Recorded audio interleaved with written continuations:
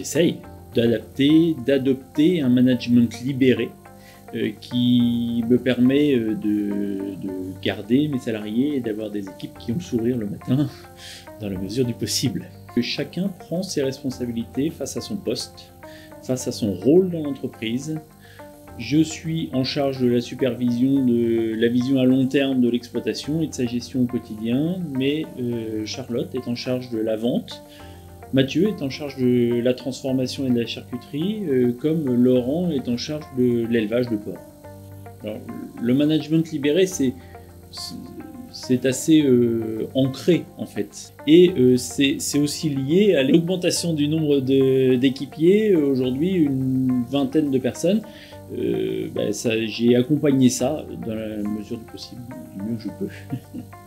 L'exemple le plus probant de l'entreprise libérée, chez moi en tout cas, alors c'est à la fois le partage de résultats à la fin de l'année et aussi dès qu'il y a une nouvelle embauche, ce sont les équipes qui embauchent eux-mêmes. Moi je refuse de voir les candidats.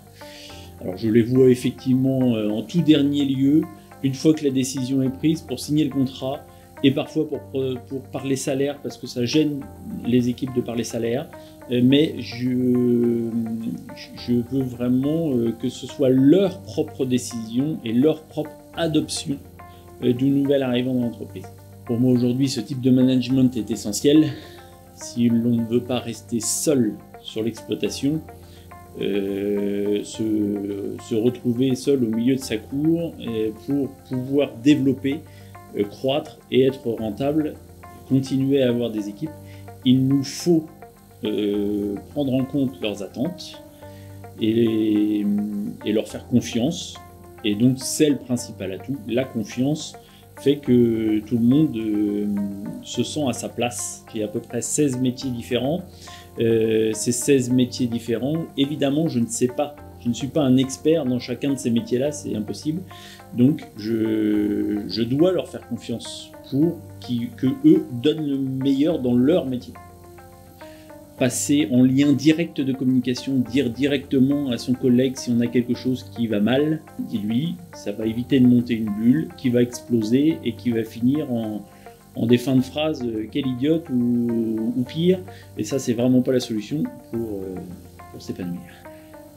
Dire quelque chose qui va bien, alors ça, c'est pas ancré dans les mœurs de dire ce qui va bien, mais pourtant, qu'est-ce que ça fait du bien? Le manque de reconnaissance aujourd'hui est présent chez tous. J'ai eu besoin d'être accompagné, c'était en moi, mais j'ai eu vraiment besoin, et puis j'en ai pas encore assez, d'ailleurs.